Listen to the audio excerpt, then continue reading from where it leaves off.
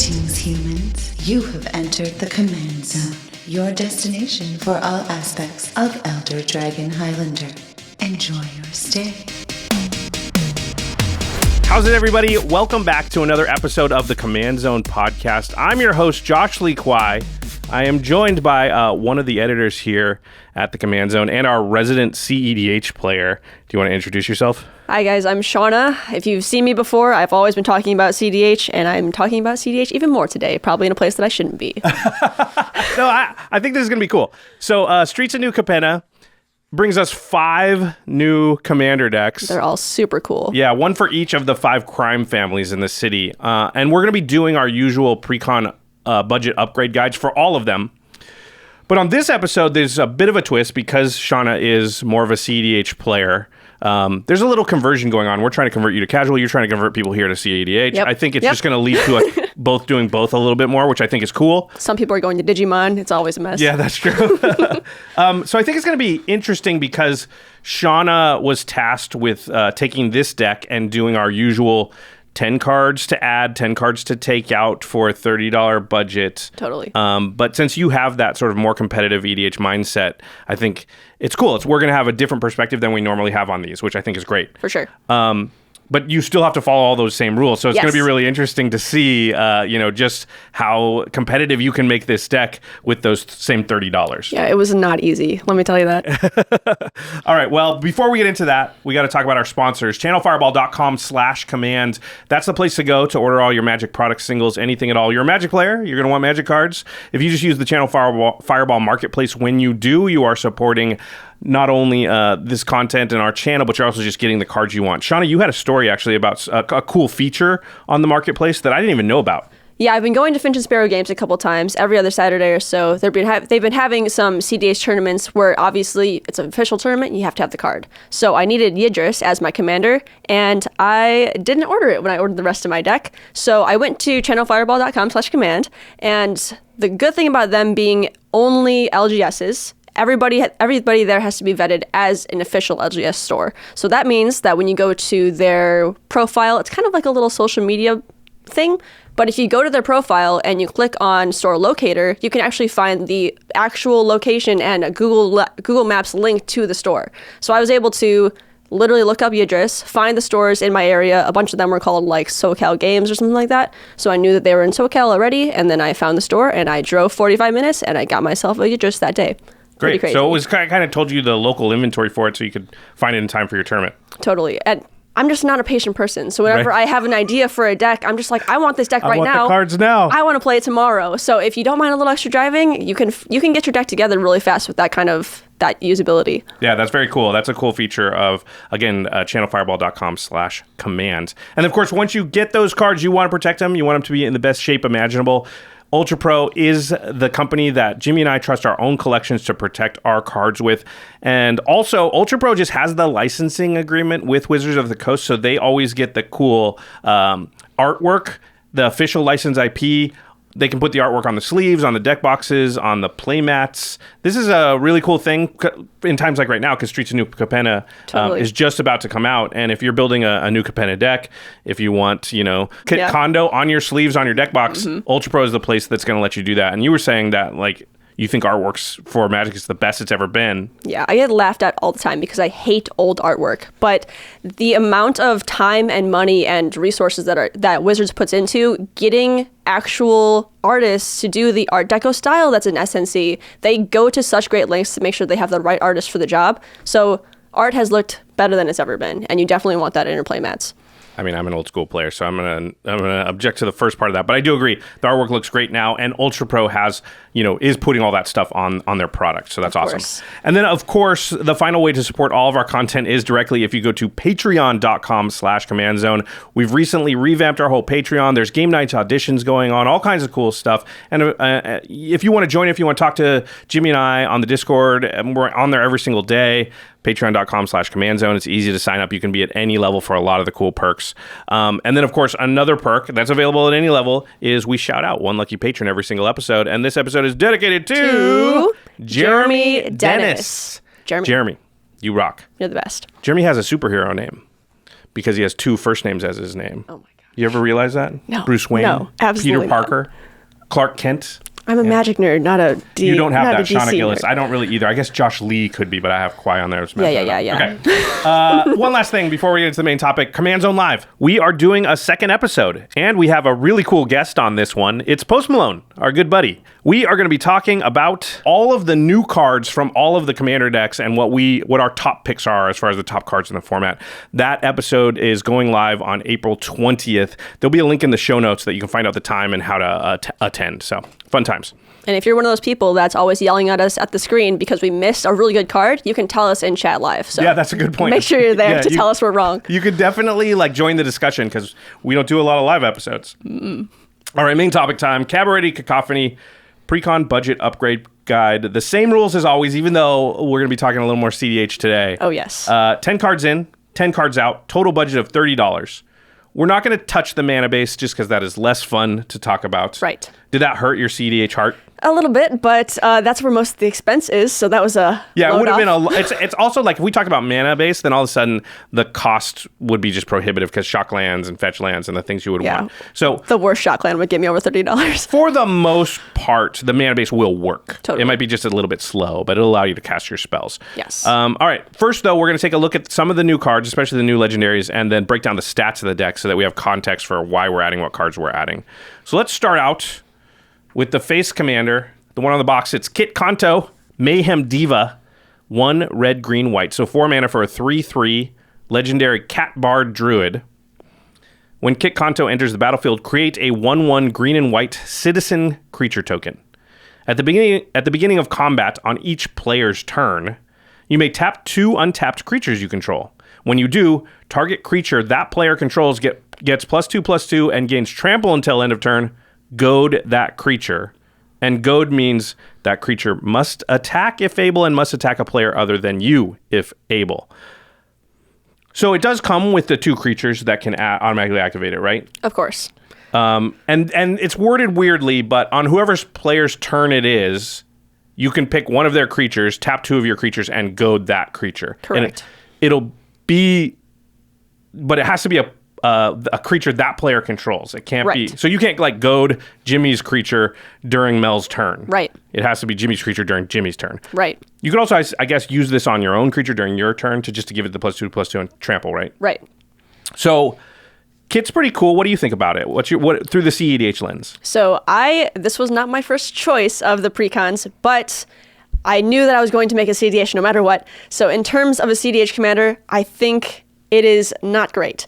But taking this goad ability and a lot of cEDH is carefully choosing your attacks, making sure that your Najeela or your Tymna only attacks beneficially, only your Ragavan only attacks positively. Right. So kind of goading creatures, depending on what pod you're sitting with, making them attack when they definitely don't want to and they want to protect their value pieces, that can get kind of crazy. Yeah, goad is a form of removal. It's not the best form. Definitely not. But it can get blockers out of the way and can also cause them to have to run their creatures into the things that it will die to, and also protects you from getting hit by that creature too. So there are some benefits. I know it's not the same as removing it or whatever. Is that kind of what drew to you? Because cEDH is so much about interaction, and goad is a form of interaction. Of course, yeah. It gives you the difference between a cEDH and a casual player. I've been telling that to people around the office. Is it's not as much expense. It's not as much overall skill. It's how much say you have in your opponent's turns. How many pieces of interaction that you have. How can you disrupt their game plan? And this is definitely a really good way to do it. Yeah, goad is certainly disruptive. Certainly disruptive. Yeah. And we should lay out when she said it wasn't our first choice. We have 5 of these decks, and we were telling people in the office, 5 of you can do the upgrades, and then they had to kind of jockey for who got what. Yeah. And just out of curiosity, who was your first choice? Which deck? Do you remember which family? Jamie's. I think it was the Maestros. The Maestros? The one that gives all your spells casualty too. All right, so you heard it here first. That's the best cEDH one, evidently. You can do it. All right, there are 2 other legendary creatures in the deck, though. The second one is Fabine, Boss's Confidant. It is 3, a red, a green, and a white. So 6 mana on this one for a 3/6 Cat Advisor. Says creature tokens you control have haste. And then it has Parlay. At the beginning of combat on your turn, each player reveals the top card of their library. For each land card revealed this way, you create a 1/1 green and white citizen creature token, and then creatures you control get +1/+1 until end of turn for each non-land card revealed this way. Then each player draws a card. So they'll draw the card they revealed. Yes. So if you flip over cards and 2 people get lands and 2 people get non-lands, you get 2 1/1s, and then all your creatures will be pumped +2/+2. Correct. And then everybody will draw the cards they revealed. I'm guessing this is a 6 mana commander that there's no consideration in your mind for running this instead of, because every once in a while, like the Shorikai deck, I think was a recent example. Of course. Where definitely I think you want to run if you're looking for the most powerful experience out of the box, Shorikai is probably better than Kotori right out of the box. Totally. Do you think that's the case here? This is absolutely not the case here. You're going to see later in this episode, I wanted to take this card out because the worst thing you can do in cEDH is give your opponents anything. Anything that says draw your opponent's cards, which Parlay does. You can see it in Selvala Explorer Return that Parlay, no matter what happens, no matter what they reveal, always draws your opponent a card. Yeah. And even if you're drawing them a land, you don't want to draw them anything. You want them to take a whole turn, clear the land off the top, and force them to get rid of it.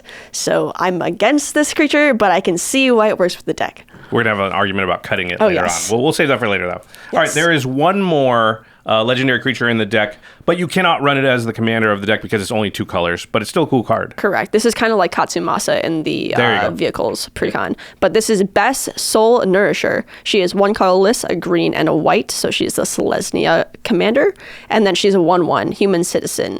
Whenever one or more other creatures with base power and toughness 1/1 enter the battlefield under your control, put a +1/+1 counter on Bess. Whenever she attacks, each other creature you control with base power and toughness 1/1 gets +X/+X until end of turn, where X is the number of 1/1 counters on Bess. So Kit makes a 1/1 that would put a 1/1 counter on Bess. If you attack with Bess in a later turn, you give all your 1/1s +1/+1. Interesting, it's when 1 or more. So if you had a card like Secure the Waste, let's say, I don't think is in this deck, just springs to mind. And you put like 10 1/1s into play all at once, it won't put 10 counters on Bess, it'll just put 1 because it's when 1 or more. Correct. So what you want is you want Bitter Blossom, obviously also can't go in this deck. That's just, sort of more or less constantly pumping out 1 at a time, right? Totally. And she's going to consistently buff your board in the way that you definitely need to be buffed. Because the only way that we're going to win this game, if we're playing cEDH and we're playing in budget, is through combat damage. So the bigger we can make our tokens, the better. Yeah, and that's just a common, I think all token strategies, they have 2-step process. Oh, yeah. 1, make a lot of creatures. 2, make all those creatures bigger and attack. Yeah. Mm-hmm. So this is part 2 of that. Totally. And it as you make the 1/1s, Bess gets bigger, and Bess is honestly not that useful when you don't have very many 1/1s, so she becomes relevant at about the time you're probably going to want to be attacking once you've made 1/1s, 3, 4, 5 times. Right. And then hopefully those batches survived, and you're like, I have 12 things, and now they're all +5/+5. So that seems like a pretty good card in the deck. Totally. Speaking of good cards in the deck, oh no, we're not to that part yet. We're going to do over the stats. Sorry, bad segue. All right, we'll get to the best cards in the deck in a minute. Let's talk about the stats of the deck. The stats. So the foundational stats that we talk about for every deck: the ramp, card draw, single target removal, and board wipes. Do you want to read them down? It's looking pretty good, I'm just going to say. Totally, yeah. They've gotten so good at this in recent years. I think one category is a little low, but everything looks pretty good. And honestly, the better they get at this, the better it is for our cEDH game plan. So we have 15 ramp cards. Not too bad, especially when our commander is 3 different colors. We have 12 card draw spells. A couple of those we're going to be taking out of here, but other than that is a pretty good foundation. And then we have 8 single target removal. A little low, and not where we want it to be if we're looking to play cEDH, because single target removal is some of the best removal in the game, you'll find out. And then we have 3 board wipes. This is definitely reassuring because we have a lot of creatures and we do not want to be board wiping, but there will be a couple of the board wipes are meant to like dodge your tokens. Totally. And dodging tokens is good, but we definitely don't want 0 board wipes in this deck, because you will come to a time when you are playing against Winota. If you don't know what that is yet, it is probably the best go wide deck in cEDH, if I'm not mistaken. It's one of the best decks in casual too. Yeah, it's pretty insane. You'll see that like you need board wipes. My tokens are not measuring up to this absolute craziness. I just need to start fresh. So Or you cast something that says, "Oh, destroy all creatures with power 4 or greater," or something. That works too. Something like Obscure Command. Yeah, exactly. Okay, now let's get deck specific with the stats. There are 29 token creating cards. There are 15 cards that pump tokens. Seems a little high. There are 6 cards that have 1/1 counters, care about 1/1 counters. Best would be one of those. And then there are 4 goad cards. A lot less goad than you might think. But one thing I've learned, having played some goad decks now and built some, is you actually don't want a lot of different cards that goad, because goad doesn't stack super well. Totally. Once you're goading things, you don't need more goading. Like goading something twice doesn't do anything. And also, goad becomes worse as the game goes on, and once it's down to 1v1, goad is bad. Oh, yes. So you don't want to end up drawing a lot of goad cards. You know, if the goad's working and you're getting down to, oh, now there's 2 players left, you don't want goad cards anymore. Right. So you generally, I've noticed in goad decks, have a lot less goad than you would think. Like goad tribal seems like it would be a thing, but it kind of isn't, because you don't want 20 goad cards in your deck. So right. And a lot of goad cards are universal. They're just...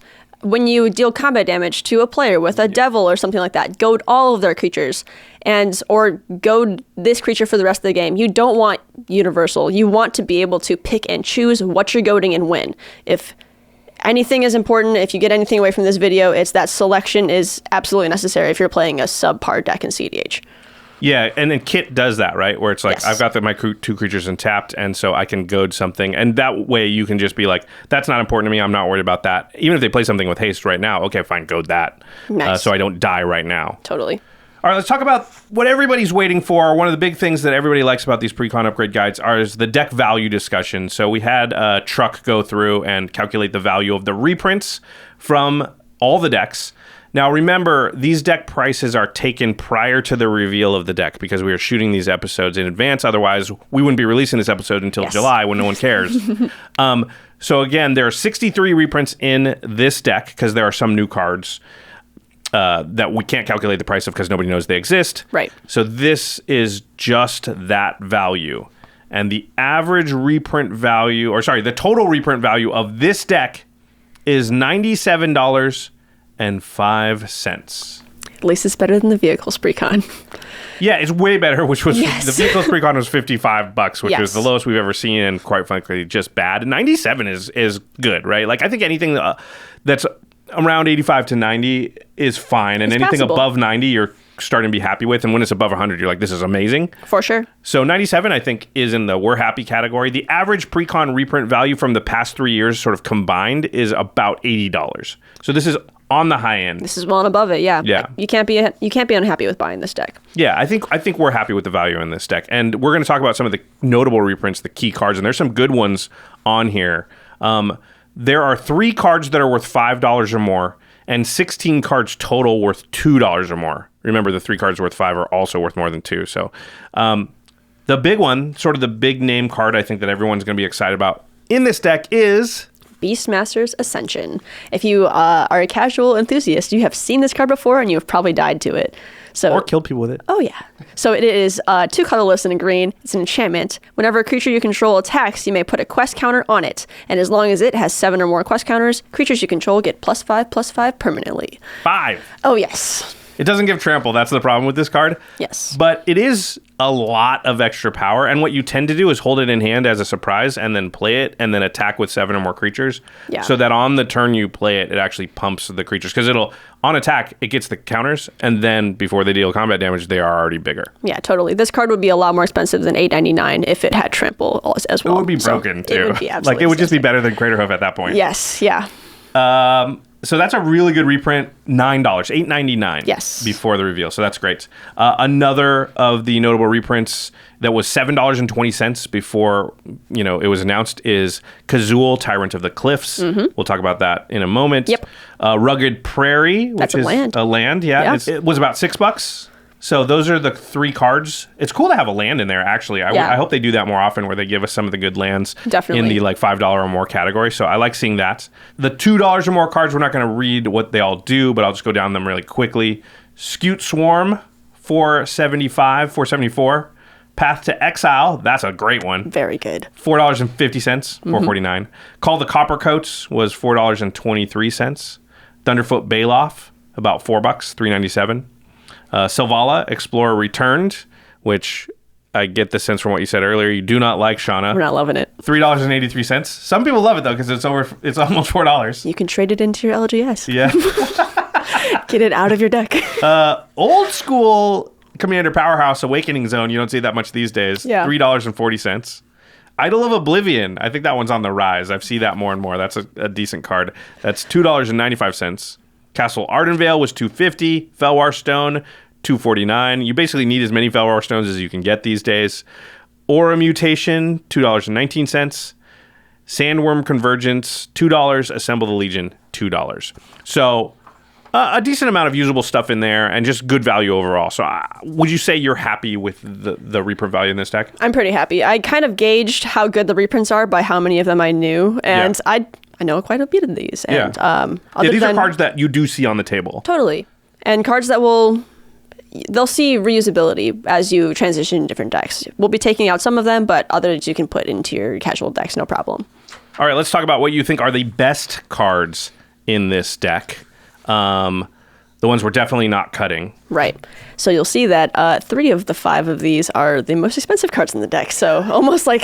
There's a reason they're expensive. Almost like price relates to power level. So the first one is Path to Exile. Exile target creature. Its controller may search their library for a basic land card, put that land onto the battlefield tapped, then shuffle for 1 white instant speed. Everybody knows what that is already and knows it's awesome. Pretty cool. You're going to see a lot of problematic cards and a lot of problematic creatures in cEDH. I have lost to Crick more times than I can count in my meta specifically. Because everybody has a commander. Totally. Everybody has a commander, and it's not very often that you see commanders like Marath or commanders like the First Sliver. You're going to need to get rid of some things, and giving them a basic land isn't ideal, which is why you want to get rid of Winota, I'll tell you that. We're going to want to get rid of some things, definitely. And this card, whenever you see it, it's going to be useful in your game. So definitely keep that in. I think the next one's overrated. Overrated, he says. Okay, so it is Kazul, Tyrant of the Cliffs. It was the second most expensive card in the deck. It is 3 colorless and 2 red for a legendary creature, Ogre Warrior. He's a 5/4. Yep. JLK. Whenever a creature an opponent controls attacks, if you're the defending player, create a 3/3 red ogre creature token unless that creature's controller pays 3 colorless. Yeah. Why don't you like this card? No, I think it's fine. Yes. I just think it's basically Ghostly Prison. I've never seen a single person make a token off of this. Okay. Unless they're dying that turn to Craterhoof already. Okay. Or something like that. So it just stops attacks, which there are cards that do that. Ghostly Prison basically stops them until they're going to kill you. Totally. This stops them until they're going to kill you. Totally. But it's 5 mana and a creature. I think this is... I think you play it. Don't get me wrong. I think if we play this card and don't get a single 3/3 red ogre off of it, we are happy. Because if you forgot, Kit Kanto only goads 1 creature. If you are a typical cEDH pod, and let's say you are playing against Timna Thrasios, notable hero of the format, they're going to have at least... It's not often that you're going to see somebody swinging with a singular creature, especially when Kit's on the field, turn 4 or 3, wherever you get it out. So... being able to goad 1 creature is nice, but if they see that you're dealing some damage out of the table, giving them +2/+2 and trample is not nothing.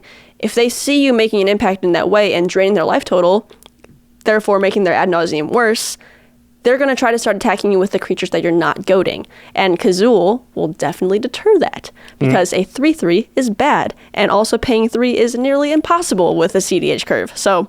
Sure, I'd just rather have Propaganda or Ghostly Prison or one of those other ones, because I think it does the same thing. That's why I think this deck doesn't come with those. But Kazul, I don't know why it's $7.20, because I literally have never seen anybody make an ogre. Does it make ogres? It makes ogres. Yeah. He's a 5/4, though. He's big. He is a 5/4. He's a beefy boy. Yeah, that's true. Yeah. Okay, the next one on your list is Magis of the Wheel, which is 2 in a red for a 3/3, but you can pay 1 in red, tap and sacrifice it to Wheel of Fortune. Each player discards their hand, then draws 7 cards. I think we all know why Wheel of Fortune is good. That is a really expensive card, so the Magis is a creature version of it. Yes, this is anti-tutor. So almost every single cEDH card, or every single cEDH deck that I have seen needs a tutor of some kind to find their win con or to find protection for their win con. If a cEDH deck doesn't have tutors, it's a bad cEDH deck, which is what this is. But we're going to try our best, and we're going to wheel in response to them trying to Snoop combo you. It's possible if it gets disrupted, you can wheel their Snoop combo away. I think this is actually interesting, too, because it'll sit on the table and they'll have to be like, crap, okay, I have to get rid of that before I can tutor. Of course. Which is interesting because it just adds a layer, which is, I think, often the way to stop combo. Right. Just add extra layers of stuff you got to do before you can combo, and then they're like, okay, I remove that, and you're like, you're dead now. Right. And then the last best card you have listed is Beastmasters Ascension, which makes total sense because it's going to be a token deck. Yeah. So at some point, you're going to want to swing with a number of things, and you're going to want them to be bigger than they otherwise would be. I thought an honorable mention here that I put on the list was Boros Charm. It's very good, yes. Because I think this deck is going to fold to a board wipe from your opponent. So, most definitely. And there's not a lot of protection in the deck. I think there's 2 cards that will give all your stuff indestructible. So it would have been nice if they put a Heroic Intervention or something in here, but Boros Charm's, pretty close. And might allow you to actually go later in the game, your own board wipe, Boros Charm, win. Totally. And one of those board wipes, by the way, is Grand Crescendo, which is Jamie Block's favorite, and is a new card in this deck. It gives all of your creatures indestructible while making more tokens. Yeah. So it's an X spell. You've got some protection in here. Just make sure you keep 2 spells, Boros Charm and that. Oh god. Yeah. Not great. Well, you're going to add another protection spell later. So totally. Yeah. Okay. Let's talk about no, we're not going to talk about that quite yet because we have to take a quick break and hear a message from our sponsors. But when we get back, we're going to get to the fun part, which is deciding which 10 cards our cEDH player here decided to add to make this deck as powerful as possible. And of course, which 10 to take out. So don't go anywhere. We'll be right back. Okay, it's time for the return of Cool Jimmy. What's up, party people? Guess who's back? Wait, is that? Yeah, you know the dealio. Cool Josh? Oh yeah, this Into the Aim shirt's pretty cool. I just wear it because it's comfortable and I like the design. Wow, so effortlessly cool. And it's as soft as it looks. Teach me the ways, Cool Josh. How can I be like you? It's easy. Into the AM has tons of awesome t-shirt designs, along with well-made basics like hoodies, joggers, and more. Everything is comfortable and eye-catching, so you're gonna feel great whether you're playing Magic or just relaxing at home. They have super fast shipping and hassle-free returns. Plus, right now, they've got a bundle where you can get 3 graphic tees for just $60. But actually, Jimmy, I have an extra here if you want to try it. Oh, I'd be honored. Oh, wow. This is nice. Right? Cool, Jimmy? That's more like it. To take advantage of Into the AM's bundle deal and get an additional 10% off the whole store, visit intotheam.com/command or click the link in the description. That's 10% off the most comfortable shirts you'll ever wear at intotheam.com/command. This podcast is sponsored by BetterHelp Online Therapy.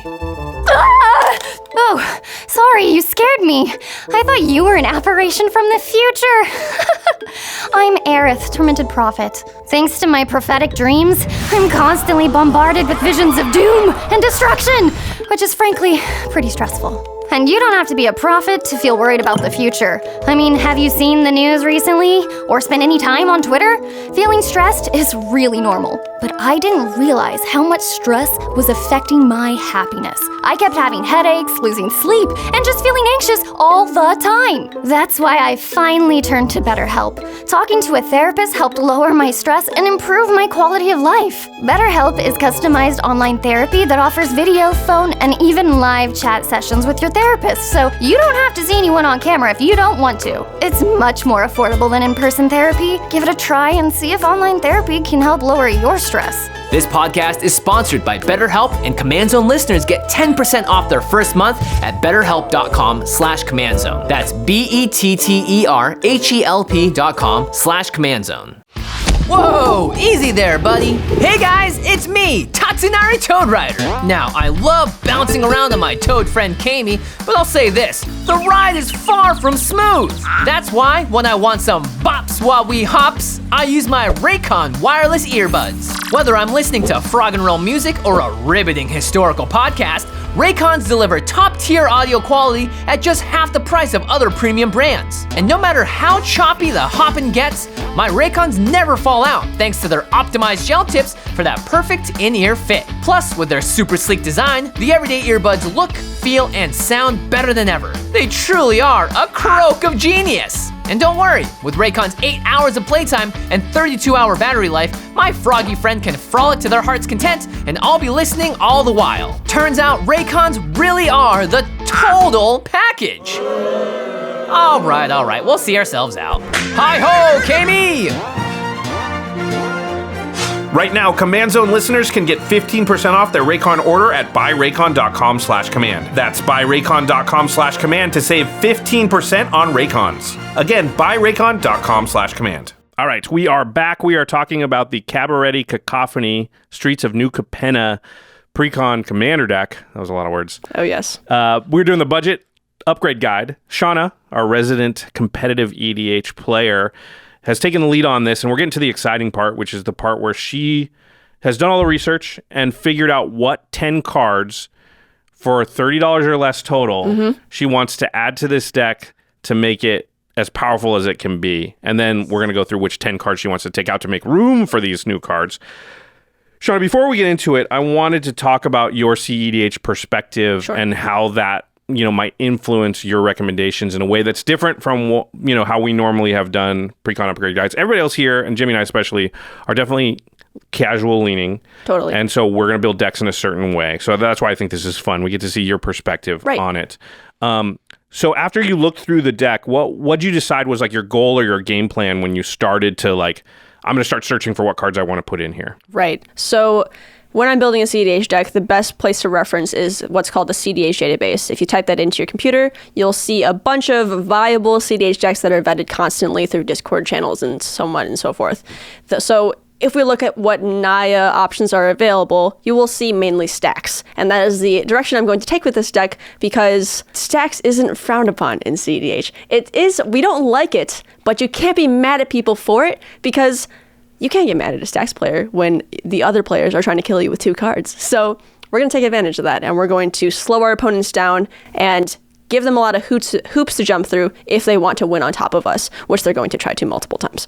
But if you go to cEDH database and you look at what Naya options we have available, you'll see something called Brute Force, which is a Bruce Tarl Kamal deck. And that is a very, very good reference for you if you're trying to find out what you can afford, what you want to put in, kind of gives you a basis of what this deck is trying to mold itself off of. So you kind of go there and you say, okay, what cEDH viable cards are being played in these colors? Of course. And that kind of, and then you landed on like, okay, I see a lot of stacks strategies, so I'm going to lean towards stacks because, we know that Naya colors generally kind of lean towards that, which makes sense because without blue, you really need to slow your opponents down because you have trouble blue just has catch-alls of counterspells to be able, But when you don't have that, a lot of times, okay, my answer is just cramp down the amount of stuff my opponents can do so that 2 or 3 scary things can't all happen at once. Yeah, and stacks pieces are cheap. So if you're on a budget and you're trying to play with your cEDH friends who have been getting into this stuff at your LGS, this will be viable. It's not going to win a tournament or anything like that, but it's going to make an impact on a game in a way that this normal precon wouldn't. I would say too, like we're only adding 10 cards. You can't make this into like a full-on stacks deck that is going to like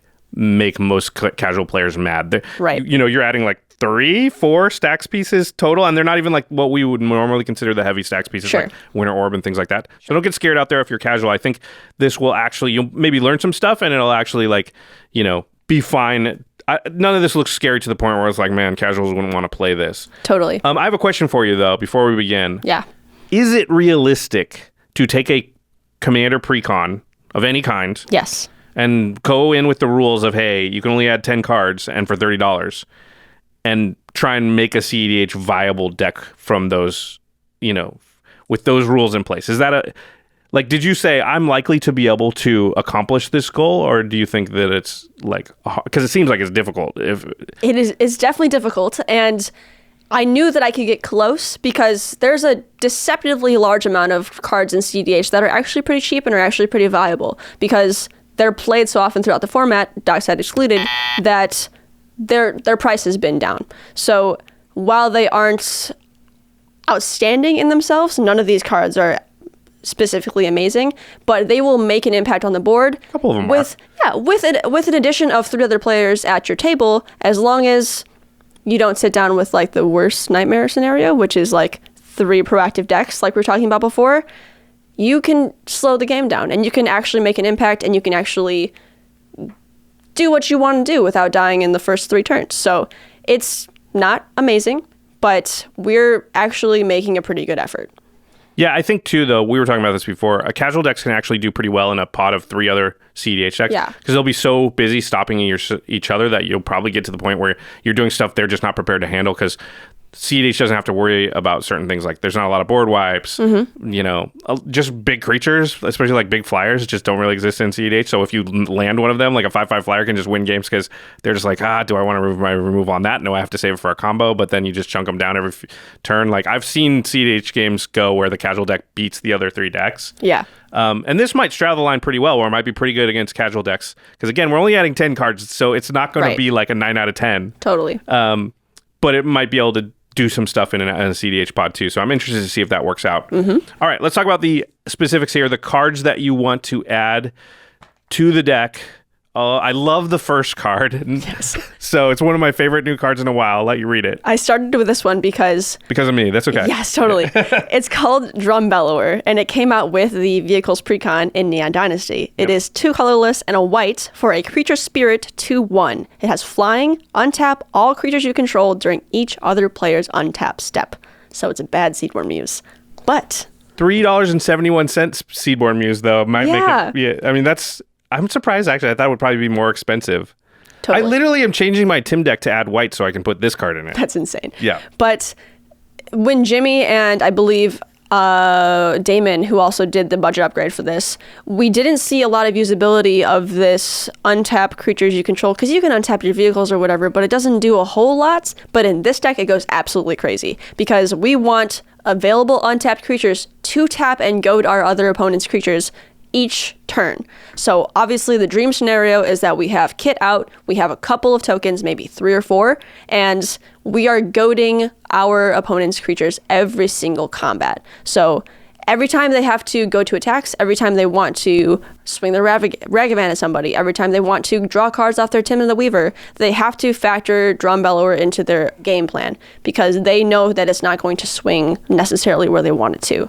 So this is going to give you a lot of say in a game where you don't have a lot to say. Yeah, I think even just Drum Bellower, Kit comes with a token, and then one other creature. Yeah, I want to clarify, we had some confusion around the office, and I did have to ask Jamie Block, but we cannot go to multiple creatures per combat, which makes Drum Bellower a lot worse. Yeah, so Kit says you at the beginning of combat on each player's turn, you may tap 2 untapped creatures you control. Yes. It only gives you the option to tap 2. You can't tap 4, you can't tap 6. Yes. So you can, maximum with Kit, you can only go to 1 creature per player's turn. Yes, you can only goad 1 creature, give 1 creature +2/+2, and that same creature trample. Yes. Oh, okay. Yes. I didn't know that. That makes it, it makes it worse, definitely, for sure. Drum Bellower still makes sense because just Kit and Kit's token, I guess Drum Bellower can now tap, be one of this, part of this. Yeah. But now instead of 1 goaded creature per rotation table, it's 1 per turn. Yeah, so let's say like you turn 1, some kind of 1 mana ramp, you Elvish Mystic. You turn 2 Drum Bellower, and then you turn 3 Kit.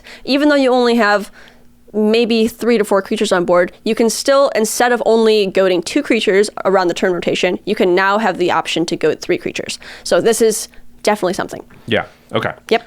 All right, let's go to the next card, which I think is underrated in casual circles, not underrated in competitive circles. It's Utopia Sprawl. 1 green for an enchantment aura, Enchant Forest. As Utopia Sprawl enters the battlefield, choose a color. Whenever Enchanted Forest is tapped for mana, its controller adds an additional 1 mana of the chosen color. So this is just 1 mana ramp. It's basically Birds of Paradise, but it's not a creature, so you don't have to. It's not as likely to get removed. Right. I had a question here, which is how many forests are in the deck? So I don't remember the exact number, but I'm pretty sure we have 8 basic forests and then maybe 1 other dual forest, but we have less than 10. But while that is a small amount, you can definitely rely on your ability to draw a forest before you have Utopia Sprawl. If you find this in your opening hand, you probably have a forest in your hand. So I don't think it's a huge concern. It's $5.10, by the way, at the time that we're recording this. Yeah, I would say that I might lean towards Wild Growth just because it can enchant any land and does basically the same thing. Obviously, you have color restrictions, but I think if, assuming it's colorless, it's probably still good enough. I don't know. I don't know if 9 forest meets my threshold. Yeah. Because I've had Utopia Sprawl in hand in decks for sure where I'm like, I don't have a forest. I can't cast this. And then it's way worse when you're like waiting till turn 3 to put it out. Totally. One good thing is you can usually tap your green mana, put it on a forest that you then tap. Yes. So it is still... That's why it's underrated, right? You can never play Birds of Paradise. Well, not never, but you can't play Birds of Paradise generally and tap at the same turn, where you can often do that with Utopia Sprawl. Totally. Yeah, and if you turn 1 it, you're just saying, on turn 3, or turn 2, I'm going to have the 3 mana, so. Yeah. If you peruse the cEDH database, you'll see that a lot of player solutions to a 3-color, 4-color, 5-color commander is like your Lotus Petals of the world or your Moxes, which are way too expensive for what we're trying to do here. So in order to quickly, before ideally turn 3, find those 3 colors, we're going to have to look to avenues like this, or Birds of Paradise, or even like an Elvish Mystic, or an Elvish Llanowar Elves, Felwar, Finhorn Elves, something like that. Because I'm telling you right now, if Kit comes out any later than turn 4 or later, we're out of this game. So we need to have an impact fast, and this you need will Kit help out us. at least a turn early. Yes. Yeah. Okay, let's go to the next card, which is, I'm curious how you pronounce it. It is Toasty, Bearer of Secrets. Okay, not Toski?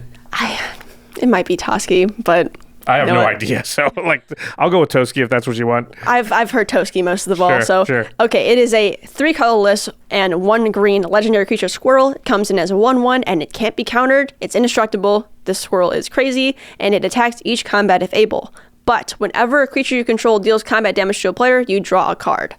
So I have seen this card go in almost every single green cEDH deck that can possibly run it. Because if you are in green, you also have other creatures. And even if Toasty attacks each turn and only draws you 1 card, that is so productive for you.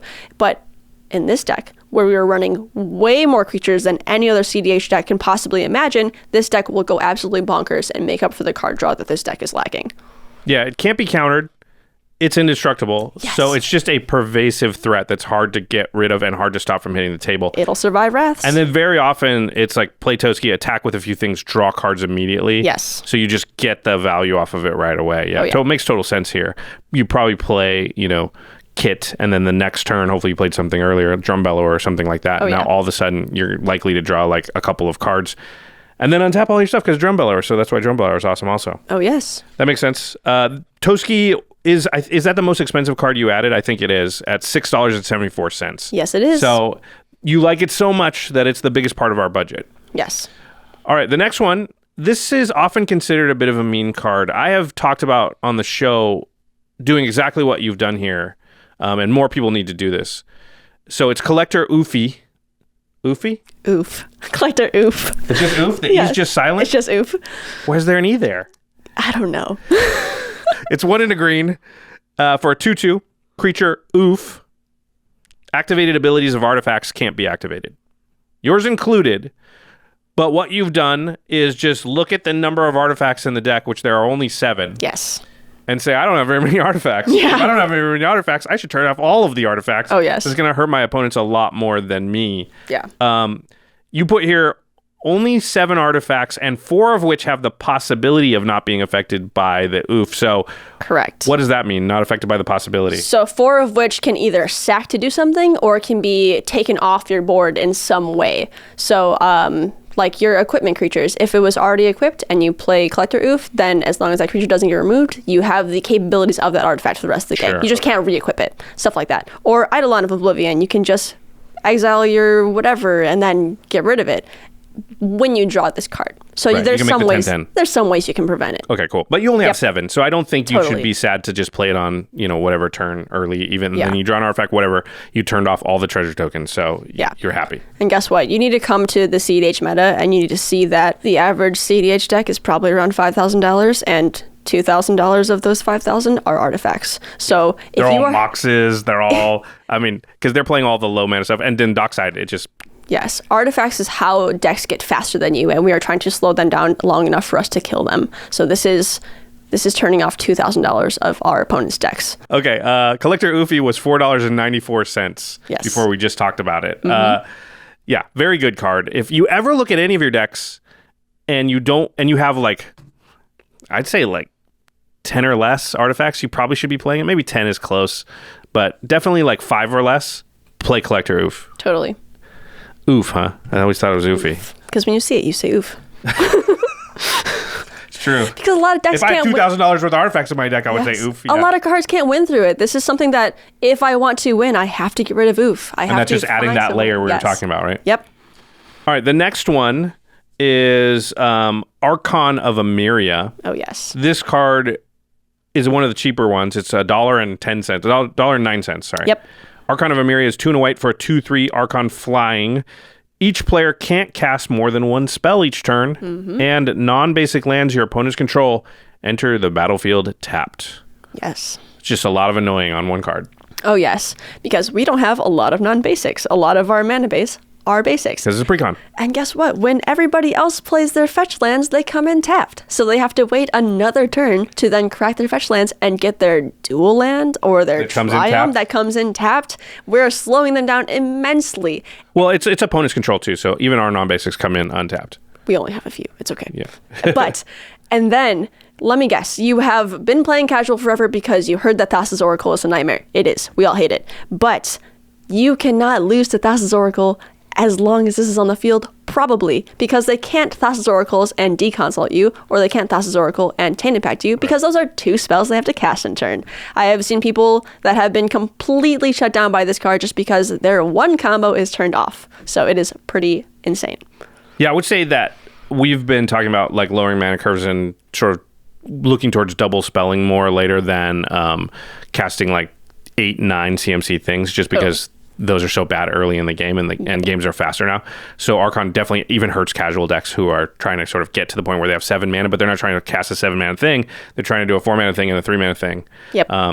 Yeah, it doesn't always work because sometimes they go 4 mana thing, pass, and they're holding up removal, but it definitely will slow your opponents down. And it's a calculus that they're going to have to make of like, okay, I want to do this and this, but that thing is going to stop me from, the sequencing that I want. Right. And the best thing about this deck is that not only are we not casting spells with Goad, we are casting interaction spells with Kit without actually casting spells. So by that you mean activating the ability? Of course, yeah. And then a lot of our instant speed token generations are instant speed. So if we do it on our opponents before us end step, it is not counting as our 1 spell per turn. So at the end step before us, we can make 9 tokens and then go to our turn and buff them with Best or something like that. Do something crazy.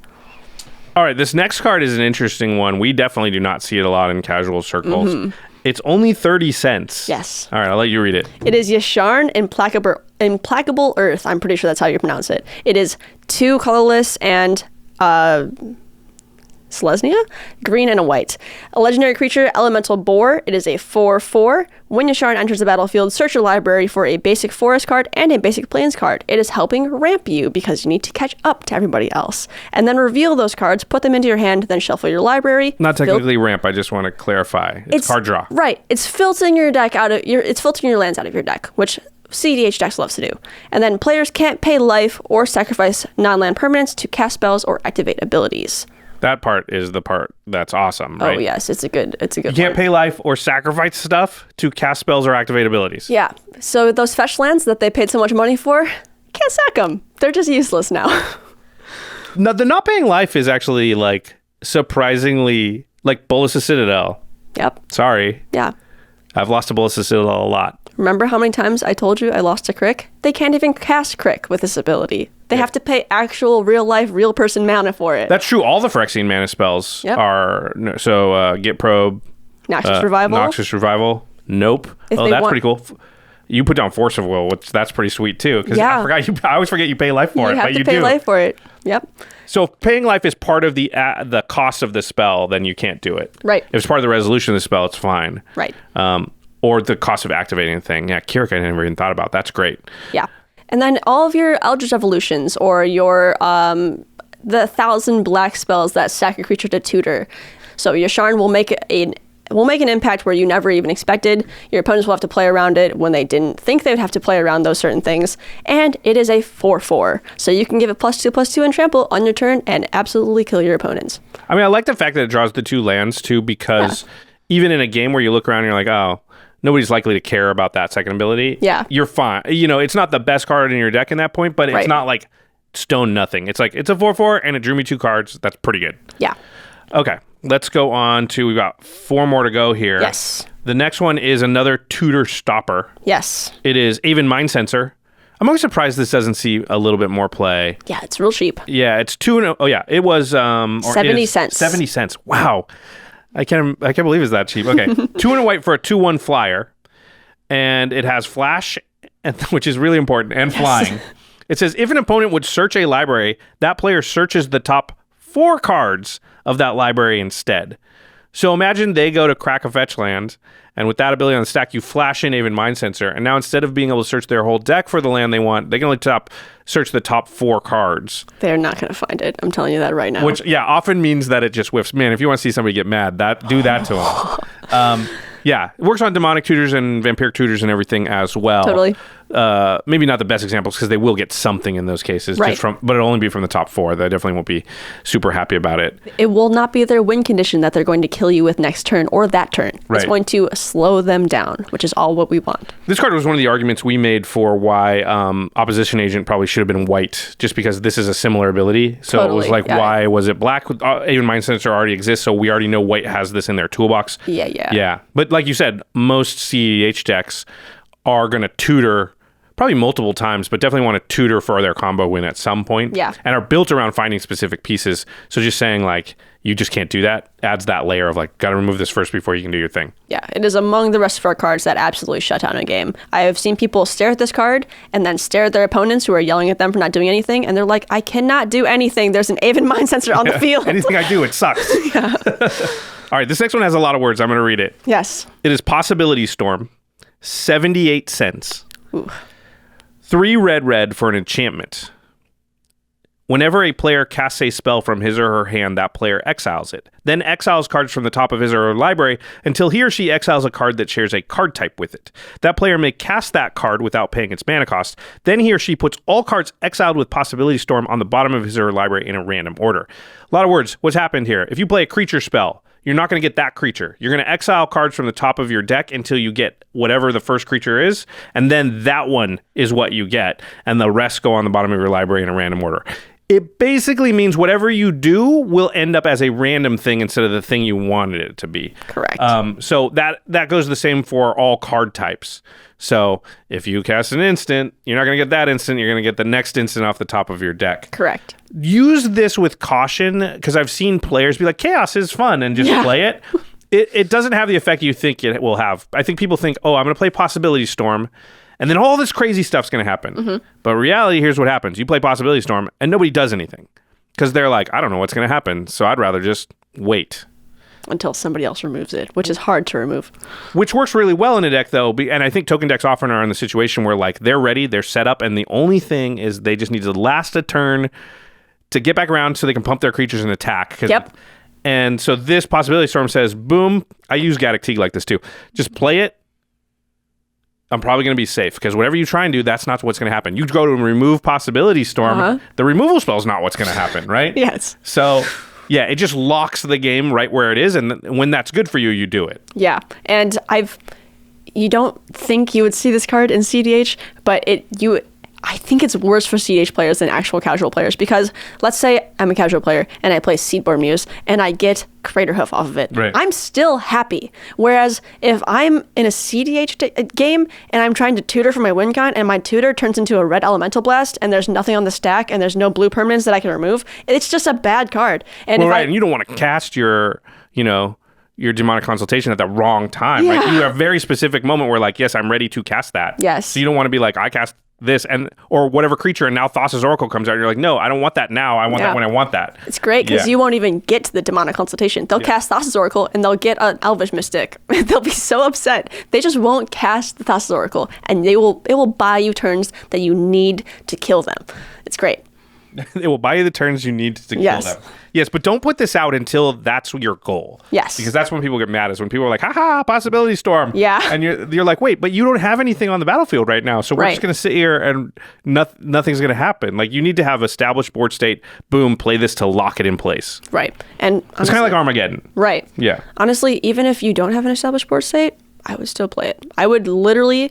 That's where you and me differ. I would get to 5 mana and I would slam this on the field, because this You're card... a cEDH game? Yes, because this card says my opponents cannot win the game, probably. Sure, in a cEDH pod I might do that, but in a casual pod I wouldn't. Do not. Yeah. Because in cEDH, anything goes. If your opponents get mad at you, then your opponents need to rethink their lives. Well, I think also in a casual game, it could help your opponents more than you. Exactly. Right? Yeah. What you really, the way I usually play this is like, I don't want a board wipe to happen. Yes. And I'm not in a color that can counter the board wipes. Yeah. So play Possibility Storm. And now when they cast their board wipe, it's just the next sorcery off the top of their deck, which is probably not a board wipe. And that's really what I'm looking to avoid. That works too. All right, the next one is that other protection piece that I was talking about that you have added to the deck. Yes, it is Tiboss Trickery. Murph loves this card. It's a lot like Possibility Storm, honestly, just one time. Yeah, Truck loves this card too. It's a 1 colorless and a red for an instant, and it says counter target spell. Choose 1, 2, or 3 at random. Its controller mills that many cards, then exiles cards from the top of their library until they exile a non-land card with a different name than that spell. So we don't have to worry about that because it's commander. They may cast that card without paying its mana cost, then put the exiled cards on the bottom of their library in any random order.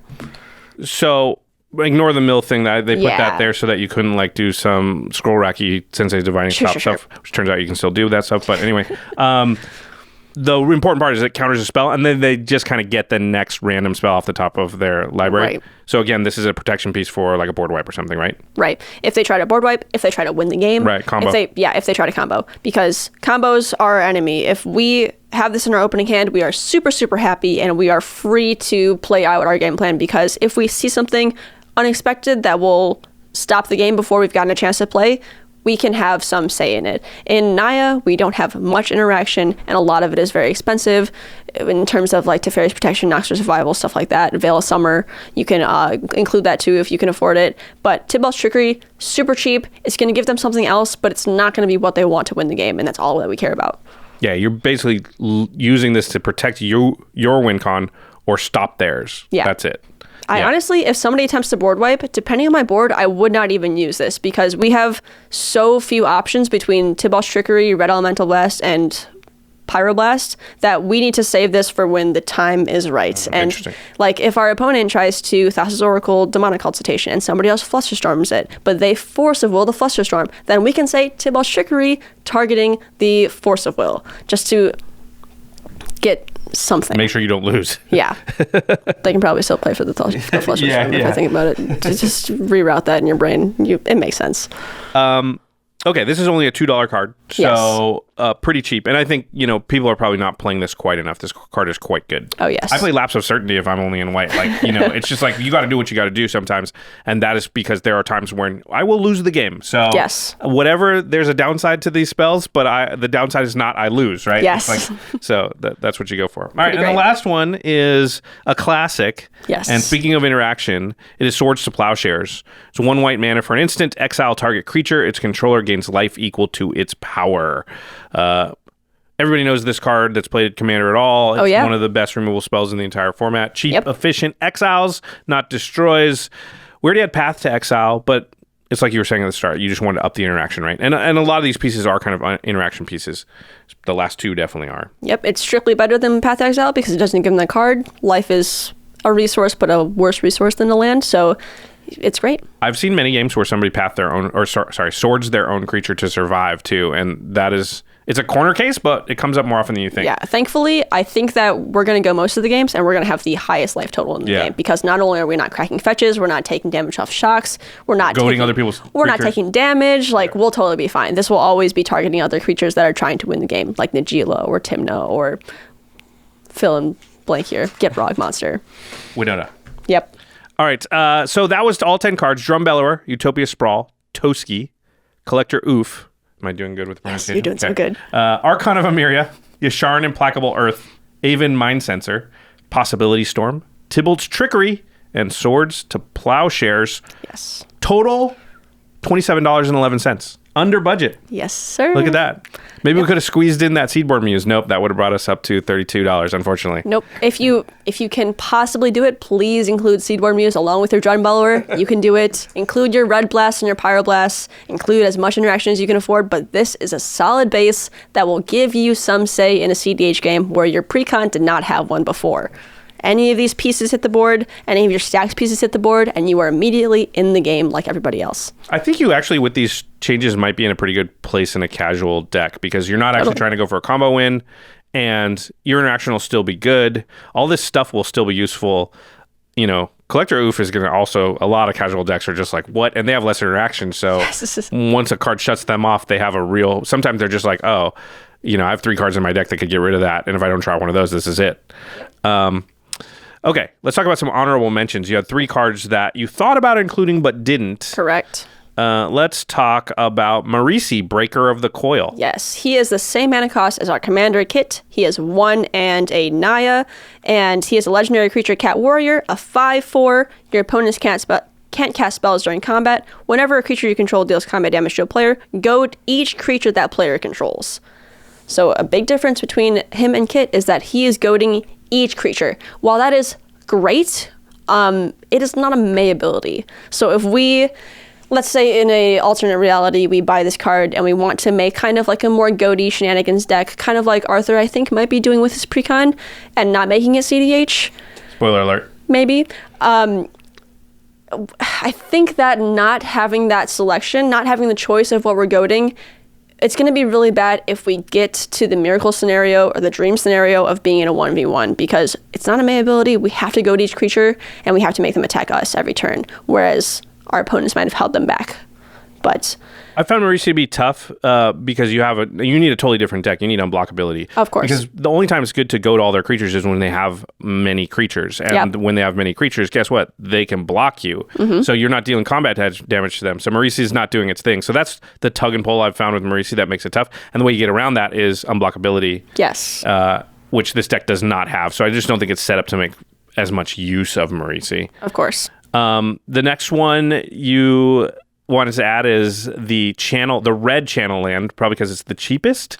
Maybe the white one is, but the white one's just bad. So it's Sokenzan. I don't know about that pronunciation. Sokenzan. Crucible of Defiance. It is a legendary land. You can tap it for red, or you can channel it for 3 and a red, and you create 2 1/1 colorless spirit creature tokens. They gain haste until end of turn, and the ability costs 1 less to activate for each legendary creature you control. You can channel as an instant. It is an ability, so it can't be countered. And it is on a land, so if you ever have too many lands in your hand, you can at least turn this into something useful. I think all the channel lands are good, except maybe the white one, which I'm not really playing. Totally. This was just this is good, this is cheap. You could think about it, but it didn't I guess it makes tokens. Yeah, this is just a plug for the channel lands. If you can afford the green one, the Boseiju, please put it in, because that has absolutely stopped us from losing in countless commander games because it is uncounterable. It is a channel ability, so unless they have a tail's end, disallow or a stifle, something like that, which they will not have, I guarantee you, this will disallow, maybe. This will save you the game. Yeah. But in the case that you can't afford Boseiju, or you just don't want to put it in, can't find it, Sokenzan is feeding right into your game plan. I chose it because it's making you 1/1s, and it can be a really good way to get the drop on your opponents. If they're swinging at you and you happen to have an empty board, or you happen to be tapped out because you just goaded a creature, so they're swinging at you with their Tymna, you can just make 2 1/1s and block and kill the Tymna, and then set their value engines back in their command zone, so you have a little more time. And it doesn't cost you anything in deck building because you just lose a mountain for it. Exactly. Especially in a deck like this, doesn't have fetch lands and stuff, so the basic doesn't really matter. Of course, you're just going to sub out a basic for this thing. It's great. And even the white one, deal 4 damage to a creature that's attacking or blocking. They're going to attack or block all the time with their value engines because damage matters. Right. So dealing 4 damage, while it's not very good in casual because everything is usually bigger than 4, everything is smaller than 4 in cEDH. You will love that 4 damage when it comes in handy. It's just expensive for that. Oh, I don't want to pay that amount. You're never holding that amount of mana open, so it's just not. Right. Yeah. All right. And then you had a honorable mention of a pretty good card, Doubling Season. Yep. Which is $75 or something, $76.48. Yep. 4 and a green enchantments. If you would make a token, you make 2 tokens. If you put a counter on something, you put 2 counters on it. Everybody knows what this card does. Obviously, if a deck is a token deck, you would always consider putting Doubling Season in if you had it. Of course. I feel like there's not many +1/+1 counter synergies, so maybe Anointed Procession or Parallel Lives would be even better in this deck, and they're a little bit cheaper, but all of those are obviously just out of our budget range, right? Totally. And would you even play this Doubling Season, though, if you could? I wouldn't, actually. I put it in the honor mentions as an ability to forewarn you, because if you're looking to go into a cEDH pod, you need to realize that this is a precon meant for casual. So you already have tons of token generators. You have tons of +1/+1 abilities here. You almost have too much. You have, 29 token generators? You don't need Doubling Season. It's too expensive. It's 5 mana, and it's just going to get you further into a game plan that you're already on board for. You want to sub out your cards for as many pieces of interaction as you can. You want to sub them out for some way to deal with your opponents before they combo off on you. So cards like Doubling Season, if you already have it and you buy this precon, you might want to put your Anointed Procession in, but I'm telling you, please put in your Noxious Revival if you have it. Put in your other pieces of interaction because you do not need more tokens. There will be tons of times where you have 5 tokens and you make 4 more and you have 9 tokens and you're slowly killing your opponents, but then they combo on you and you're just like, oh, what if I had... If I had 4 more tokens, it wouldn't matter. Exactly. Not for 5 mana. Totally. Honestly, I think Doubling Season is probably one of the most overrated cards in overrated. Commander. You almost never see it do anything. $76? The only time when it's amazing is with Planeswalkers. Yes. The rest of the time with tokens and with 1/1 counters, it tends to be overcosted for what it does. You're better with the hardened scales if you're 1/1 counters. Oh, it's yes. 1 mana. Even though it doesn't do as much, it's not as flashy. It doesn't double it. It gives you 1 extra, but that tends to be more useful at an efficient cost than 5 mana for this. So Totally. yeah, I would warn people. In general, token decks and Doubling Season, not the best combination, even though that is a little bit counterintuitive. Yep. All right, let's talk about the cards we want to take out now. We have to take out 10 cards because we're adding 10. Yep. All right, let's go. Let's talk trash about Selvala Explorer Return. Yeah, you're going to see a very easy connection that we're drawing. Remember at the beginning of the episode, I told you in cEDH, we never want to give our opponents advantage for any reason. That's why I wanted to take out Fabine. That's why I'm going to stand by it, because any advantage that we give our opponents, they will run away with. Because even if we're getting something out of it, which we most of the time are, they're going to... Any card they draw is immediately better than any card we can possibly draw. So I just went through this deck and I'm just like, anything that possibly gives our opponents tokens, +1/+1 counters, anything, cards, we do not want it. And we want the pieces that we're putting in. I think that's an interesting philosophy, even if not for a cEDH deck, just from a precon. Sure. So if you've got a deck you made from scratch and it's all cards that you bought off the Channel Fireball Marketplace or something, then you might be able to make the statement of like the average card quality in my deck is higher than my opponent. So if I do something like Parlay, I'm getting an advantage because my card's likely to be better than the card they draw. Totally. That's even an iffy proposition under those circumstances, right? Yeah. A lot of people are like, well, yeah, I wouldn't make that statement. Right. Right. But it's even worse when you've got a precon. Yeah. So your card quality is naturally going to be a little bit lower than your opponent's. So the last thing I think you wanted to be doing is playing cards that draw everybody cards because Correct. they're going to draw awesome cards and you're going to draw, you have some, but Yeah. you just have less of those, you know? Yeah. So yeah, that makes sense to me with Selvala. Totally. She is 1, a green and a white for a legendary creature Elf Scout, 2 and a 4. She has Parlay. If you tap her, each player reveals the top card of their library. For each non-land card revealed this way, add 1 green and you gain 1 life. Then each player draws a card. So they're going to draw the card they revealed. Yeah, you're hoping Yeah. you tap her, you get 2 or 3 mana, you gain 2 or 3 life. Everybody draws the cards. You're hoping that's kind of parity, but this is now a mana dork that taps for multiple mana, gains just some life. There's some weird shenanigans too, like because you can tap the mana after you've cast the spell, and if Selvala taps for not enough mana, then the spell kind of bounces your hand. There's weird stuff you can do, but in general, Totally. this deck's not doing any of that. Yeah. So yeah, I get cutting it. That makes sense to me. For sure. The next one is Zerzoth, Chaos Rider. This is the one that when your opponent draws their first card each turn, if it's not during their first card if it's not during their turn, then you get a 1/1 devil that when it dies you deal 1 to something. And it says whenever one or more devils you control attack one or more players, you choose you and those players each draw a card and discard a card at random. So it's the same thing, right? Because now you're rummaging Totally. and they're rummaging, Yep. and you're saying my rummage is going to be better than your rummage, but that's just not true, right? Because you've got the precon. Yep. And I mean, it's great that you're getting more tokens and if they die, they deal 1 damage to something, which is kind of like what Niv Mizzet is doing in my deck, but it's just not worth the setup. It's 3 mana to do this. You have to wait for somebody to draw a second card or draw a card on the turn, which they will do, but it's just not worth, because your end goal is that you both get to rummage, which is not good in any chance. Because most of the time, if you're rummaging for a cEDH player, they're already trying to do that. They want to fill their graveyard because in cEDH, a graveyard is your second hand. So you're rummaging and you're discarding cards, but guess what? You're never getting that card back. Right, you don't have graveyard recursion. Your opponents will use that for their Underworld Breach. So it's almost like they're drawing 2 cards and you're drawing 1. Exactly. Sort of. Not even drawing 1. Yeah. It's bad. All right, the next one is, I think we could put these 2 together because they're Definitely. very similar. Agitator Ant and Orzhov Advocist. Yep. They both basically let your opponents put 1/1 counters on their creatures or attack you, one of the 2. Yep. And then you get to just put 1/1 counters on your creatures and you still get to choose who you want to attack. Yeah. But this is obviously in your philosophy of like, don't help my opponents. And again, I believe that makes sense here too, because they're putting 1/1 counters on creatures that are probably better than the creatures that you've got individually, right? And now, you're supposed to be able to goad their creatures if they sort of use where they get to the point where they're like, okay, I'm not taking counters anymore. I'm going to start attacking you with it, and you can supposedly goad stuff. But again, what I found with Goat decks is you're going to get down to 1v1 and they're going to have some creature that you help them put like a bunch of counters on that's killing you, and you can't Goat it now because they only have to attack other players than you if able. If there's no other players, they're able to attack you. Yeah. Yeah, it's great because it goes back to the selection piece that we were talking about before. Kit chooses when to give you +2/+2 buff. It gives you the trample buff, but it does it temporarily and then takes it away. So it's not giving your opponents any permanent advantage. After the turn, their creatures are going to go right back to where they were. So you need to be able to pick and choose, because if you get down to the 1v1, which is our ideal situation where we're going to win the game because we're going to kill that player, we do not want to be facing down a giant board that we created. Yeah, you don't want to turn their dockside into like a critical threat, right? Yeah, totally. Yeah. All right, the next one is a new card from the set. It's called Life of the Party. Mm-hmm. It's an interesting card. It's 3 in a red for a 0/1 elemental. It has first strike, trample, and haste. But when it attacks, it gets +X/+O until end of turn, where X is the number of creatures you control. However, it also says, when Life of the Party enters the battlefield, if it's not a token, each opponent creates a token that's a copy of it.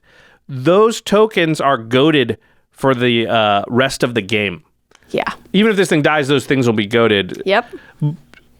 So, and it says if it's not a token, so that it doesn't just create more tokens because it would be infinite. Totally. Yeah, so this is, it's interesting because it should create a token for each of your opponents that they have to attack each other with for a while. Right. Yeah. But this is on your philosophy. You have a philosophy here, which is like, anything in this deck that gives anything to my opponents, I don't want it. Yeah, it's great because maybe it gets kind of big and it's like a 5/5 or a 5/6 or whatever, or it gets X power, or it'll always be a something 1. It'll always be a something 1. So even if but it gets first strike, so yeah, it'll get bigger, and then maybe you can buff it with Kit, and that feels great. But they can just cast Eldritch Evolution on this thing, and then go get something that's 6 mana or greater, or 6 mana or below. Yeah. So you're giving them or Birthing Pot it. Yeah, there are so many decks that care about getting creatures on the board just to get rid of them and get something else. So imagine giving this to your opponents, and then they turn it into a Hullbreaker Horror and they win the game, because that is your absolute nightmare scenario, and it's something you want to avoid at all costs. Yeah, them being able to use that token not to attack you, but to just sacrifice it in some ways. Yeah. What if it said this creature cannot be sacrificed? What if it said it can only attack or something like that? Well, Goat already says that. Right. If it cannot be sacrificed. Still no. Still no. Yeah. Can I sell you if this? Okay, nope. No. The next one's interesting. It's Bloodthirsty Blade at 2 mana for an equipment. Equipped creature gets +2/+0 and is goated. Pay 1, attach Bloodthirsty Blade to a creature an opponent controls. Activate only as a sorcery. This is similar, right? It's still giving something to your opponent, even though you can move it around. Yep. I always said if this card also had equip cost of 1, it's totally different, because now when I get to a situation where I don't want to put it on my opponent's creatures, I can put it on mine. Yep. And it's not a great, but still 1 mana to give something +2/+0 is like something. So you go to early in the game, and then later in the game, I can turn it into something useful for me, because once you're down to 1v1, this is a dead card. Yep. And you can't unequip it. There's nothing like that, right? So it could get stuck somewhere you don't want it to be. Right. Yeah. This is also just giving something to your opponent. What if it did say equip cost of 1, though? Would you consider it? I still wouldn't consider it, because there's a very careful kind of unspoken balance in cEDH where Commander is a table of 4 players for a reason. There's such an awesome mix of proactive, mid-range, and control decks that you need to have that randomness. You need to have the ability to have, okay, for every proactive player, I'm also going to get a player that can control the board. So you're going to get faced in this situation where you have the ability to kill an opponent, and I need to caution you against just outwardly destroying one player and putting it down to a 3-player pod, because every time you get into a 3-player pod, you are just lowering the amount of interaction that you are having in the game. So if a player goes to try to win the game and you have no answers to it, you needed that player that you just killed to stop them from winning the game. You needed something to interact with, and this is giving them permanent +2/+0, which they can use to potentially kill someone, because the proactive deck probably wants to get rid of players as fast as they can. Aren't you one of the proactive decks, though? That is what we're doing, but I wouldn't say that we're proactive, because a proactive deck is something that tries to win, and tries to win fast, turn 3 through 5. We're looking for the 6 and above turn win, so giving them the ability to win faster than we can kind of drain their life totals down is just a really bad idea. Interesting. I would think the goading is already happening, so I wouldn't mind goading one more thing. But because it gets stuck, I don't like that. Correct. If it could go on my own stuff, if eventually I could be like, oh, now I'm just hitting you with it in the 1v1. Sure. Let's talk about another new card, Master of Ceremonies. Yep. 3 and a white for 3/4. We're losing, not too many new cards, only one so far. That's interesting because I'd say usually we cut a lot of the new cards out of the deck. Right. 3 and a white for 3/4, Rhino Druid. At the beginning of your upkeep, each opponent chooses money, friends, or secrets. For each player who chose money, you and that player each create a treasure token. Oh, we see where this is going already. For each player who chose friends, you and that player each create a 1/1 green and white citizen creature token. And for each player who chose secrets, you and that player each draw a card. So this is giving things to your opponents. Yes, you get things, and they get to choose what the thing is they get. I don't like that at all. Yep. I don't think we need to say anything else about it. It's obvious due to our philosophy. This next one fits in the same category, Sylvan Offering. You want to read it? Yep, it is X and a green. For a sorcery, choose an opponent. You and that player each create an XX green treefolk creature token. Choose an opponent. You and that player each create X 1/1 green elf warrior tokens. You may see this card and you think to yourself, but Shauna, I have more uses for tokens than they do. No, you don't. They will turn your tokens into bigger creatures. They will turn your tokens into tutors. Yeah. They will absolutely love having these tokens, and they will kill you before you even have a chance to take another turn. I always thought that card should be an instant, so at least I get to use my tokens before they do. Yeah. Yeah, and then I would maybe change my evaluation. Yep. The last one is an 8-mana spell. It's Sandworm Conversion, 6 green. I think that there almost automatically eliminates it. But it's an enchantment. Creatures with flying can't attack you or planeswalkers you control. At the beginning of your end step, create a 5/5 green worm creature token. Yep. Depending on your evaluation of X spells, our mana value or our average CMC is close to 4, which is pretty insane. It's pretty normal for a casual deck. Even casuals usually it's go low. Pretty high still, but it is bad. This is the most expensive card in our deck and the only 8-drop, and it's just not good. It's not even a good card. I've talked to casual players that have played this card. Arthur mentioned it. He cast it on its end step, and then he got 1 5/5, and then he got removed. Like, a 5/5 per turn is so slow. You need to understand how crazy slow a turn goes by, because especially once you're at turn, you're casting 8-drops. Yes. Like if this is a 2-drop, it's great. Yeah. But the fact that it costs 8, Yep. the game's almost over already. How many 5/5s can you get? 2, 1.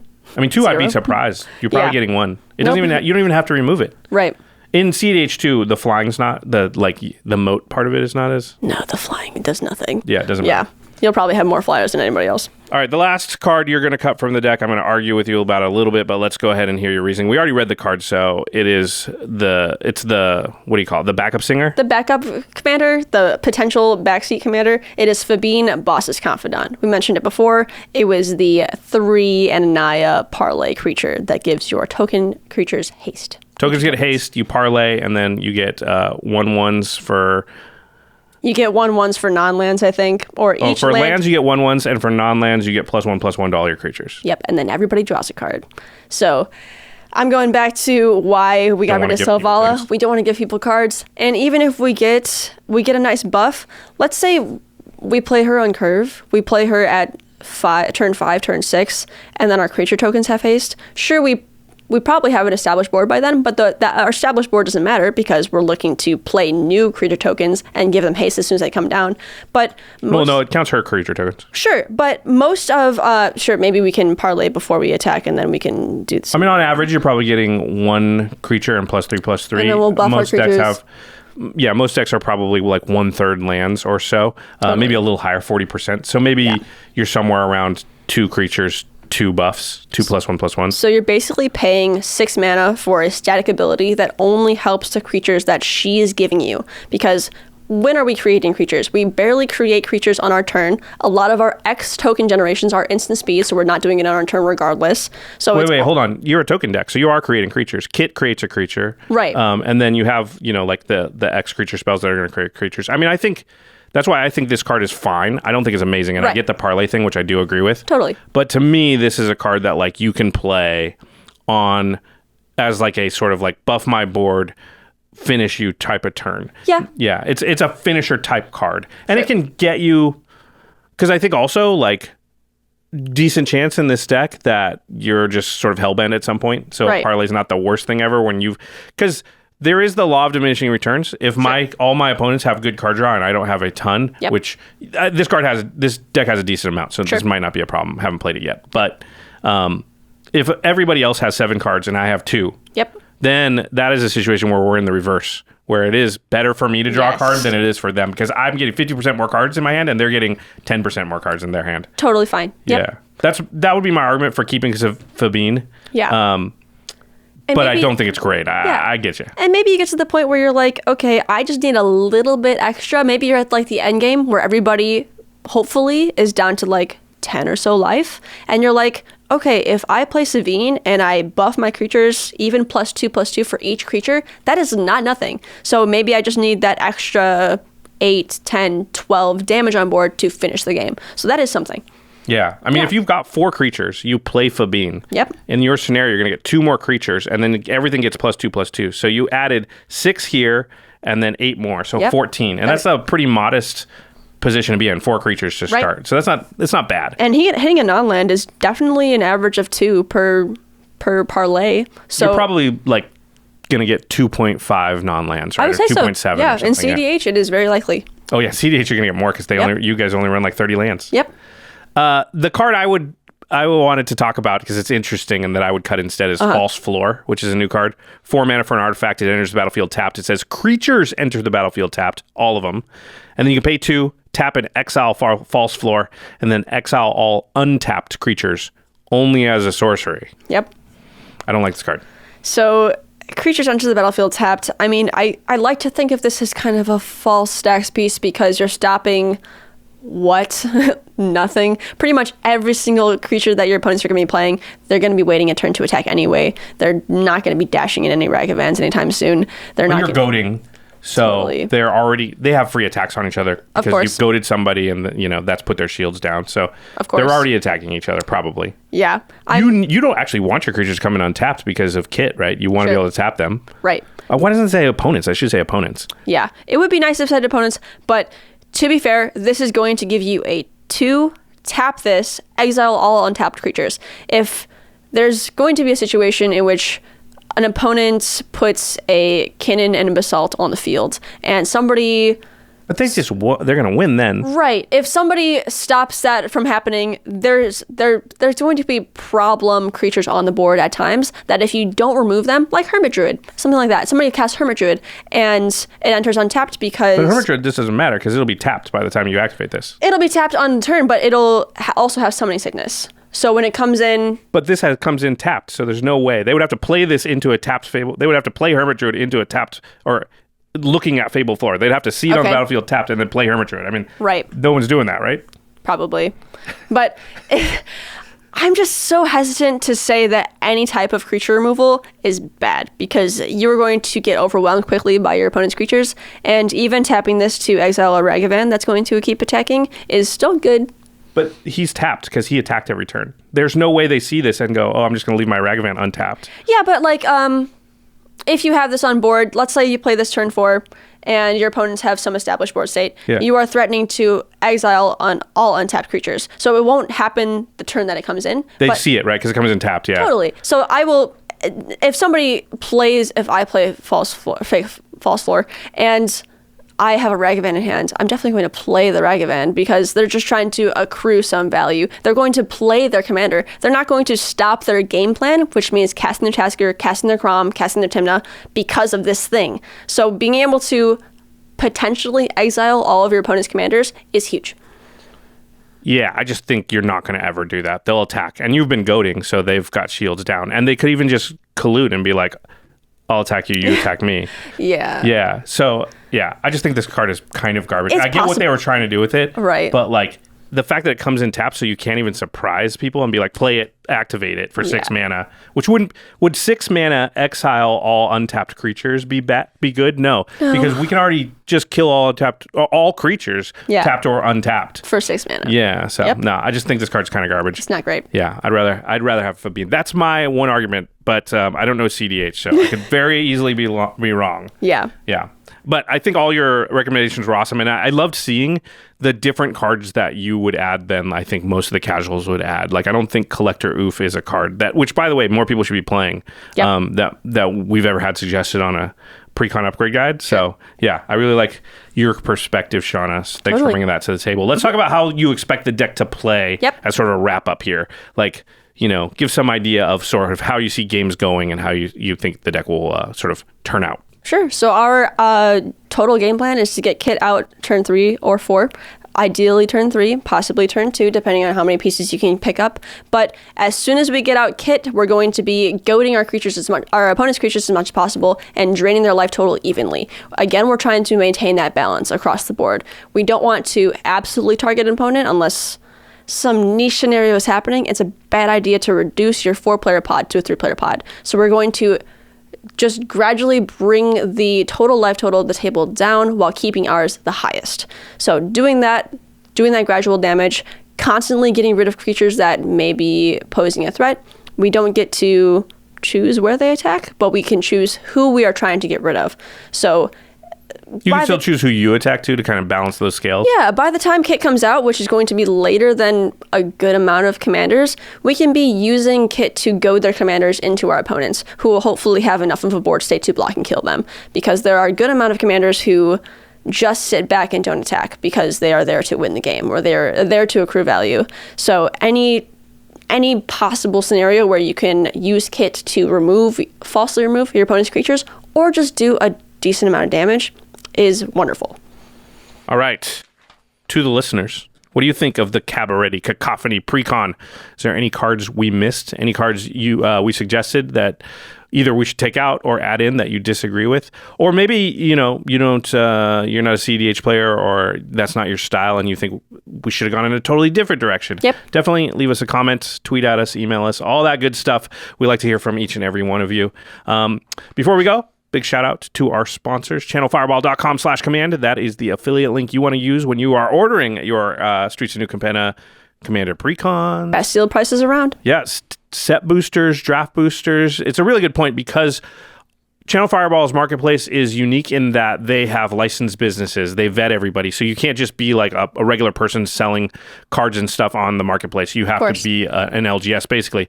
And they have really good sealed prices because they go through the WPN distributor network and everything. Yep. And so Channel Fireball's sealed prices tend to be the best out there. And this is the time we're all buying sealed, right? We want to draft the set to crack those collector boosters and stuff like that. So channelfireball.com/command. And then, of course, once you get all the cards, you want to protect them. We like Ultra Pro products. This is the stuff Jimmy and I use for our own collections. You don't want your cards to get damaged. And you also want them to look really, really cool on the battlefield. You want to have the new Streets of New Capenna Art Deco stuff on your sleeves. Ultra Pro is the one that's going to have it. So definitely, they are the best at protecting your game pieces. Yep. As you get into cEDH, your card value in your pool is just going to go up and up and up. And the more I have my cards double sleeved in hards, and I have them sleeved in regular sleeves. My deck is massive because you do not want to lose value on any of your cards. You have them double sleeved in hard? Double sleeved in hards and in a regular sleeve. You just do your best. And know that you're not losing any money. I have one deck double sleeved, and I hate it. I hate shuffling it. Yeah, I just can't double sleeve everything. Even though that is the smart way to go because the cards have value. So definitely, I think double sleeving into regular sleeves. Into hards, I don't know if I can advocate for that. It's an intimidation factor. That's true. Your deck is bigger than everybody else's. All right, now it's time for the end step where we talk about something cool outside the world of Magic. Shauna, do you have something cool to talk about outside of the world of Magic? I do. Demon Slayer just finished up. Didn't we talk about Demon Slayer last time you were on? I don't know about that, but Demon Slayer is amazing. I don't know if you guys have ever seen it. A lot of people that I've been talking to have never heard of it or have never found time to watch it. It's been on the back of their back burner for a while, and they never found the motivation to sit down and invest in another series. But Ufotable has absolutely blown everybody out of the water with this thing. It is the most gorgeous, well put together. The story is great. The only complaint that anybody has ever given to me is that it does the kind of like anime thing where they just kind of train and do better. But it is okay because this second season has focused on a fight between the main characters and this big bad supervillain that is the craziest fight scene I've ever seen in my entire life. The amount of money and time and animation that went into animating that season was absolutely bonkers. And you don't have to wait for week to week for it to come out because it is all out. Yeah. It's not on Netflix yet, but it is on the everyday VRV Crunchyroll type of thing. You need to watch it. Oh, Verve. They've been a sponsor of us before, so I think Crunchyroll too. We like Verve. So it's Demon Slayer season 2 that just ended up? The Entertainment District, yes. Okay. Yeah, they didn't pull any punches. A lot of people kind of saw the entertainment aspect of it, and they were like, hey, there's a lot of stuff that goes on in the Entertainment District that is maybe not good for relative child eyes. And they were like, no way. We're going to give you the nitty-gritty of this place, and you will see what happens there. And you will see many people get slaughtered by demons. It's so good. All right, Demon Slayer. Find it out there. It's very good. Okay. Special thanks to our amazing editing and just team here at the Command Zone. Big team. Arthur Meadowcroft, Shauna Gilles, Damon Lenz, Lady Danger, Manson Lung, Craig Blanchett, Ashlyn Rose, Josh Murphy, Jake Boss, Patrick Nan, Jordan Pridgeon, Sam Waldo, Gaurav Galati, Truck Tide, Jamie Block, Evan Limburger, and Mitch Trafford. And special thanks to Jeffrey Palmer, who does the living card animations that begin our show. And... This one was done by Sam. And also, shout out to Lady Danger and David Coleman, who put together the set here. The sets just get better and better. Yeah, so we feel all cool and old-timey and 1920s and, Art Deco-y. Yeah, Ladies just killing it around here, helping us stay in the groove. So thanks, everybody on our team. Thank you, Shauna, for helping us upgrade this deck. And thanks, everybody out there, for watching. We will see you next time. Peace.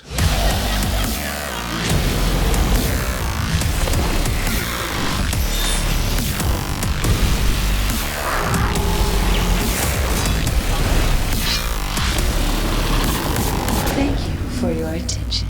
For further inquiries, send an email to commandcast@rocketjump.com or ask us on Twitter @JFWong and @JoshLeeQuai. See you later, alligator. Greetings, humans.